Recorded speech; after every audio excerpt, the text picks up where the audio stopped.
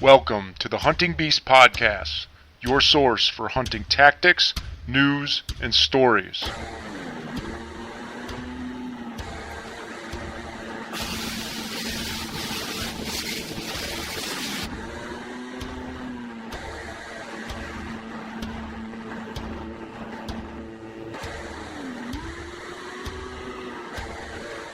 And now your host, Mario Traficante. In there, you got your scent in there. Now take a look around. Guys get into this mindset that they need to go on and find the next bed. You found one. Now learn it. Learn what you need to learn. Yeah. Tomorrow's another day, or when you get this down, then move on. Because you can't kill that deer unless you know what's going on there. And you have to walk around and figure that out. Look at the rub lines, look at the trails, look at everything you can. And if it doesn't give you the intel you need, take an educated guess and throw a stand at it. Don't sit there all frustrated saying, I don't know. That ain't going to help you. You don't know, learn. You might be able to learn it that day, you might not. But if you don't, throw a stand in and find out what goes on. You know, there's a lot of beds like this where he's got several trails going on. He might be going this way, that way, this way. I don't know. I've looked as hard as I can't figure it out. I'm going to hunt this one day, I'm going to hunt that one day, I'm going to hunt that one day. Let's see what happens. And when you hunt it, even if that deer don't show up, if that trail's beat with fresh sign and there's rubs along there, you probably just weren't there the right day. But if you get in there and the sign's all dried up, there ain't much going on. Try it, nothing comes by. Okay, and you move to point B, and now you see the sign. Well, now I got a pretty good indication whether I killed the deer, saw the deer, or didn't, that he is traveling that route at that time of the year. Right. And sometimes, regardless of what you want to happen, you have to go out there and put some time in order to put those pieces together. Now, getting back to what I was saying before, is you should really seek out those places that have a lot of sign and very little hunting pressure. You know, we looked at that place we scouted when we did the hill country bedding talk part in the video. Yeah. You came with me. We looked at that property. That property has a road that comes in like this and a parking lot. Okay. Then it's got a big hill that wraps around kind of like this. And there's some good bedding up in here. There's some good bedding up in here. There's some good bedding up in here.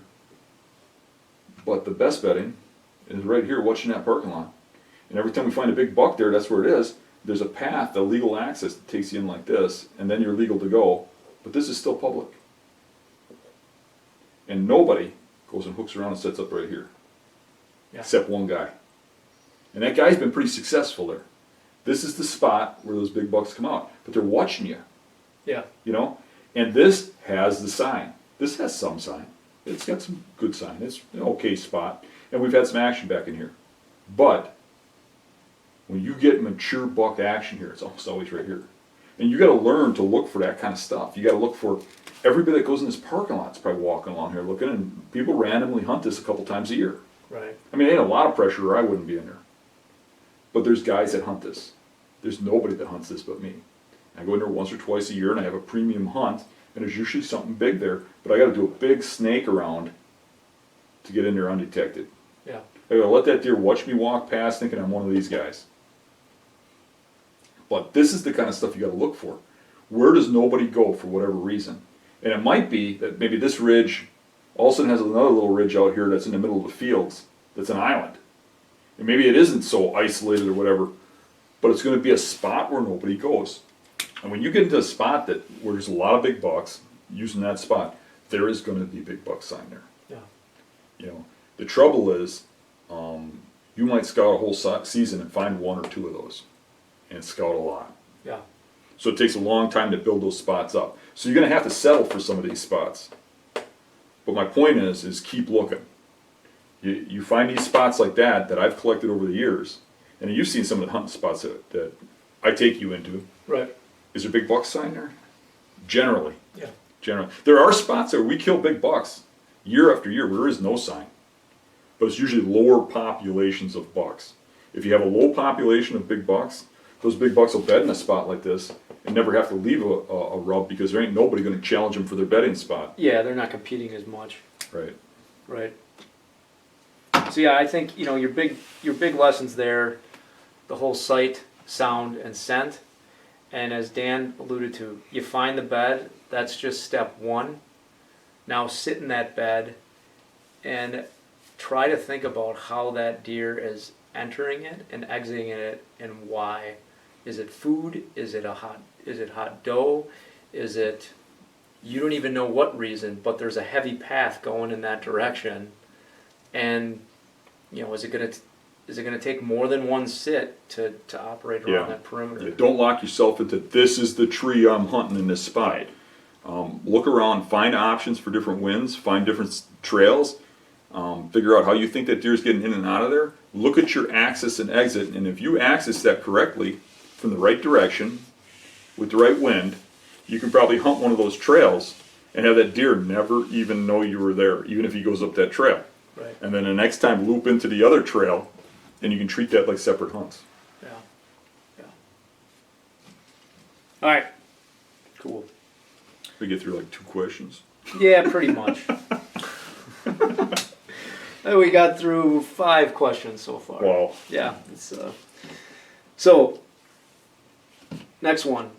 Hunting areas with extremely difficult entries, higher success rate on mature bucks, so that's a question. Do you prioritize hard to access spots when pressure increases? And then the next one is very similar. How do you hunt extremely complicated areas on public land where trails can't be cut? Let's say, for instance, a 900-acre or 2 to 3 year old pine clear cut full of thorns on the north side and east sides with 120 acres of hardwood that's full of great buck bedding and sign. Those are 2 separate questions, man. Do number 1 first. Well, yeah, but they're overlapped. But yeah, They do a little bit, but okay. do number 1 first. So first one is extremely difficult entry points and high pressure. No, it wasn't. Yeah. Read the question again. Hunting areas with extremely difficult entries. Higher success rate on mature bucks? No. Okay. See, you're trying to lude me into a certain way. My biggest bucks have come from easy entries. Park and lot, and walk 50 yards and shoot it. They've been easy entries for my biggest bucks. Okay. So.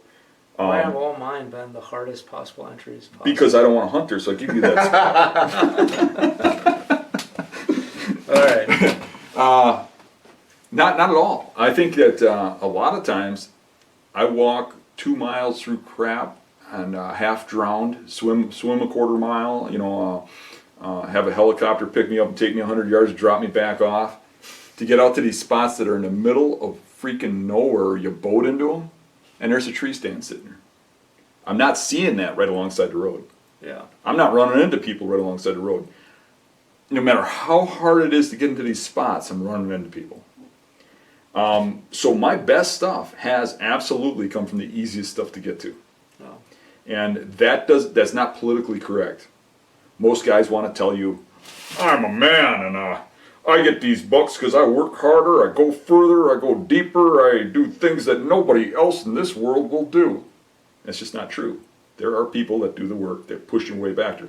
You get into less people, and you do get good hunting back there because less people get back there less often, but people are still getting back there. The best stuff is the overlooked stuff. Now somebody could argue the overlooked stuff is so deep that it's overlooked, but most of the time I get back into those spots way back and there's still people hunting back there. There's still people getting back there. Well, and some of the reason for that is, depending on the size of the property that you're hunting, sometimes what is a long trek for you to get back to, someone else has adjacent private and it's a tenth of the distance and they get back to that spot really easy. So, when you're on public, sometimes someone has an access point that you don't have access to, and they're getting to those spots much easier than what you can do. Take that spot we were talking about where we go 2 miles to get back to, in that swamp that we were talking about earlier. Yeah. You get back to that swamp 2 miles back. If the guy on the next property was hunting that, he'd have to walk 100 yards to the spot. Yeah. But we got to go 2 miles to get back there. Right. So there is spots like that, so it's tough. All right. So Dan shoots all his bucks and easy to get to spots. That's what we've learned today. Okay then. So what was this question about navigating back there, or Do you prioritize hard to access spots? do I prioritize them? No. When pressure increases. When pressure increases? No. The overlooked spots get even better because the pressure goes to the middle, it goes to the sides, it goes all over the place. I don't look at it as hard to get to, easy to get to. I look at it, where are the deer? I don't think a deer cares how hard it is to get back there. He cares about where are there no people. If you have spots that are way back, and I have a few that you have a really hard time getting to, and Right. and the deer are there, you hunt them. Sometimes those spots, and I do have a spot like I can think of right off the bat on an island. It gets hunted, people get back there, but that particular island has a bedding area off of one tip, and so far I've had that little bedding area to myself. People that hunt there seem to hunt in the middle of it or to the wrong end of it.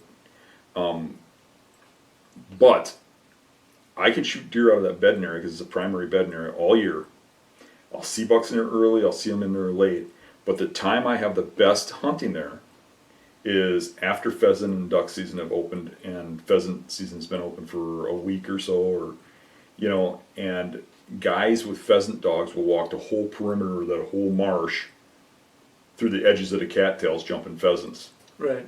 And what they'll do is every little bedding area will have human scent in it. Yeah. So by getting onto that island then kingpin along that edge is going to be in that spot, and that's when I always have my best hunt is 2 weeks after that that opener of that pheasant. So yeah, pressure does have an influence on bedding spots, but it ain't necessarily because it's a remote spot. It is a remote spot in this case, Right.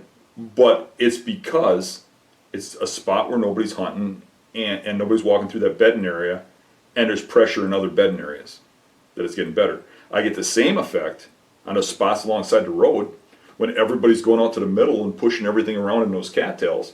They're coming back up to the road and bedding alongside the road. Right. So it's more that nobody's going into those bedding areas. Pressure helps you, but it ain't really for the reasons that he's alluding to. So then into the next question then. How do you hunt extremely complicated areas on public land where trails can't be cut? Let's say, for instance, a 900-acre 2 to 3 year old pine clear cut full of thorns on the north side, on north and south, and on the east sides with 120-acre hardwood that's full of great buck bedding. Is he talking about navigating through it? Is he talking about... Yeah, the trick is you can't enter from the west because the wind is going to be strong most of the time.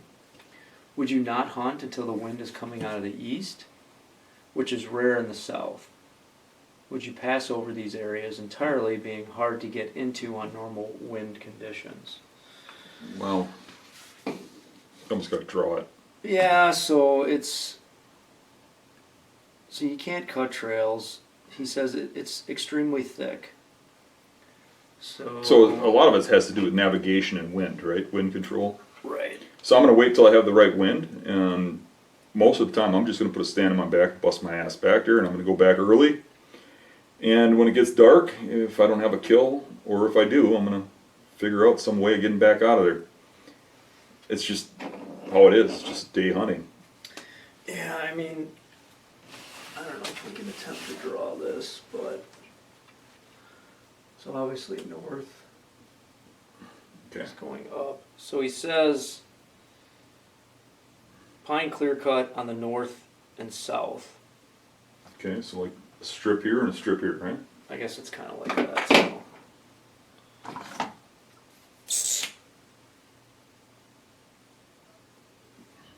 So that's the real thick stuff. Yeah, this is the thick.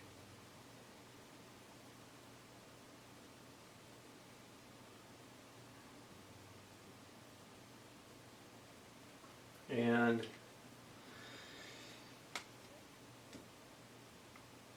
so we can't enter from the north. That's what I'm getting out of this. So we got enter from the south, and he said something about hardwoods in there. Where are they at? The middle or the east or?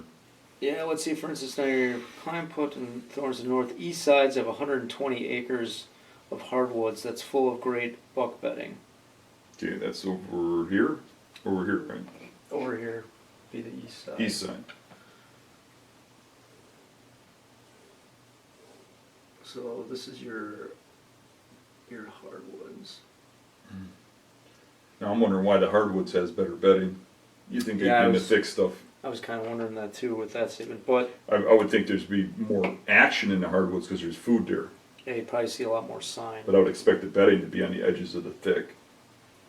And there's a predominantly west wind, so your wind is coming from this direction. Okay. And I think if I read this comp on public land where Charles the Creek was clear side. The trick is you can't enter from the west because their wind is going to be most of the time, would not hunt. So maybe you can enter from the north. Yeah, so you got thick thorns in the north and south, bedding is in the west. So he's saying Primarily he west really wind. would like to walk up here, but the wind's not in his favor, is what he's saying, right? Right, because it's Trying to always a basically- west wind and the bedding's here, so he's... So he's either got to walk through thick to get around or something like that. For me, I think that I would assume if this is kind of open, did it say what's in the center? Didn't really say. Okay, well, I'm assuming it's thinner than the thick stuff on the sides, right? Yeah. I'd be looking at hunting the edges of the thick. So if I looked at this, I would be, now I haven't scouted it, he may have. But I wouldn't think that the bedding is in the hardwoods. I wouldn't expect that, at least not mature bucks. I'd expect the bedding to be in here, In in the here, transitions of that in thick. relationship to the hardwoods. Right. So I could get in here on a wind, say the wind, let's bend this arrow a little bit so it's like this, okay? Then I would take this side in, loop up, and hunt them where they come into the hardwoods along this transition here. And vice versa, if it were like that, I'd come in like this and hunt them down here. Now that's sight unseen, that's how I would assume to go at it if I hadn't scouted it. That would be my system for going in there. I'd come in right down the guts, where I got the best trail, with the wind in mind, right? Right. If you had an off wind. But I'm expecting them deer to be bedding in this area and this area to feed in here. Right. Yeah, it really depends. And you're sacrificing one or the other to hunt the other one.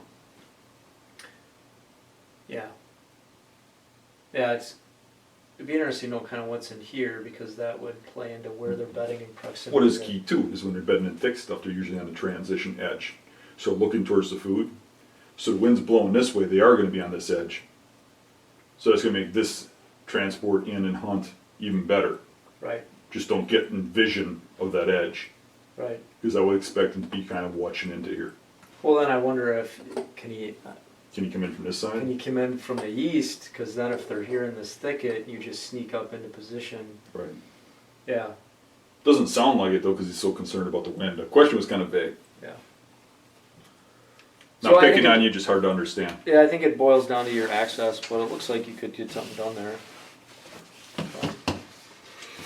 All right.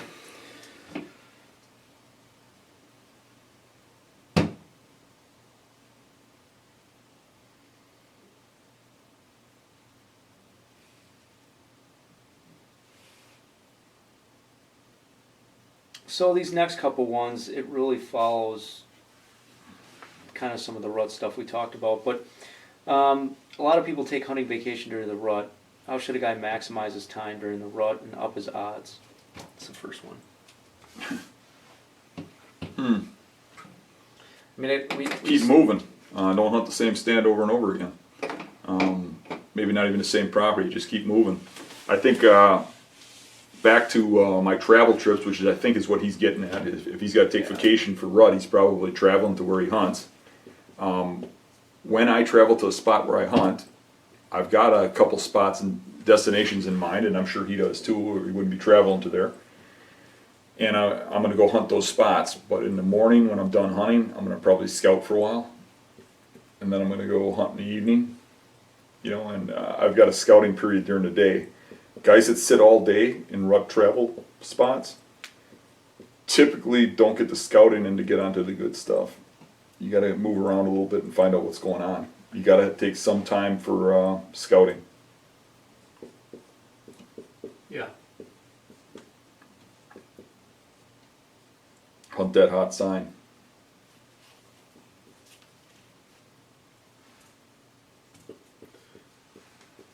Yeah, versus all day sits. In order to do all day sits successfully in rut, you have to really know where you're going. You have to have a strong plan. And even then, what are you hunting? I don't think those mature bucks are up running around like crazy middle of the day during the rut. So for me, I would have a plan to do some scouting midday. Yeah. I mean, if you go on a Travelton area, and you hunt all day, every day, and you do that year after year after year, what are you learning about that area? You're just learning about that spot where you're hunting. Right. You become a better hunter with your scouting, so you take some of that time when it's not a peak travel time and learn something. Well, and I think being prepared to move is big, because during all these scenarios, if you get up there in the morning and you observe specific things that are going on, be ready to pull your stuff down and relocate. Maybe 100 yards, maybe 75 yards, maybe 500 yards, but relocate. I'm thinking about, I travel over to the Richland Center area a lot of Wisconsin. It's hilly area, it's a couple hours from my house. Yep. And when I think back, the best stuff I've gotten onto is by walking around during the day, finding sign, looking at a map, where's the sign coming from, where's it going to, and putting the pieces together and saying, okay, this is where I think he's coming from, this is where I think he's living. And looking at little properties that I haven't been on before, just going out and walking them.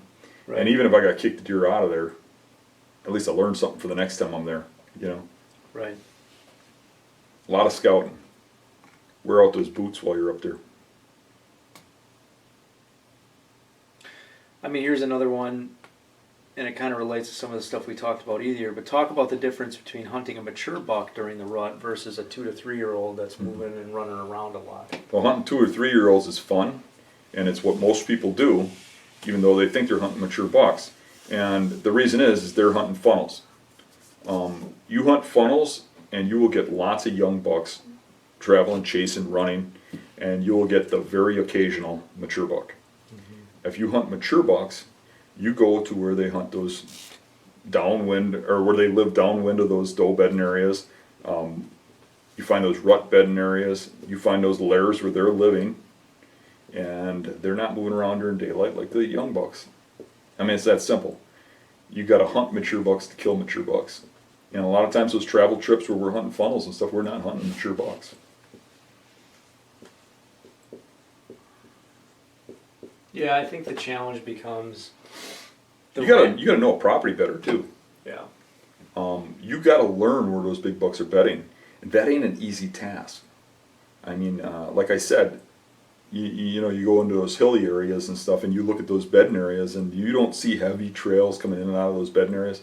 You're probably not where that big buck lives. And if you're not having an aha moment in that point, going, man, how would you get near this? He's got the back cover, he's got the open window below him. If you're not having that moment, it's probably not a mature buck living there. And when you find those mature bucks, I mean, that is a great thing to find that bedding area, but it's also a hard task. And when you go on these travel trips and you're just hunting general bedding, you're just hunting, it's a lot easier to just set up into 2 and 3 year olds and hope. It really is. If you really want to kill those big bucks, sometimes it takes hunting some of them funnels and stuff for a few years and getting that scouting in middle of the day and learning those areas, finding those spots. Really, take a look at what I'm saying. People hear it, but I don't think they grasp it for what it is. I'm not kidding when I say the majority of those huge bucks I find are alongside the road. I'm not kidding. The majority. Get that ingrained in your head. You go on these trips, look for that spot where nobody would go. Yeah. Think about, and that's a big thing with me, is my mindset. It's the way I think about a property. I look at a property and look at it and you think, I'm being hunted. Say ISIS came to America and they're hunting me down and I'm here. And they're surrounding this woodlot and they're coming in looking at me, looking for me. Where would I hide where they wouldn't look? Yeah. That's where a buck is. I'm thinking about all these guys are coming in after it. They're going to kill this deer. He's in there and he knows it. Give him a mind. Make believe he has a brain that he can actually reason. Where would he hide where nobody would go? That's where I'm finding these bucks. I'm thinking about that property differently. I'm looking at not a deer sign or anything else. Where can he hide where nobody would look? Often it's beside the road. Often it's in a clump of brush somewhere where somebody has to walk way out of their way to go over and check. It's going to be something where nobody looks. Those deer get mature and they learn that. They can smell where you walk. They can smell where you work. You got to take that to heart if you're killing mature bucks. In the same mindset, you might do some sits on some ridiculous spots that you think maybe holds a big buck and maybe it don't. Maybe it holds a squirrel. Yeah. You're going to see less deer. Your buddy's going to be sitting in a funnel on the next farm saying, I told you, I saw 7 bucks today. And Right. you got to be able to get over that, walk past it and go, good for you, man. You're doing better than me. Yeah. But you're going to get that giant. It's just a matter of time. It's a matter of putting in your work. It's a matter of keeping at it and keeping your confidence and your beliefs up.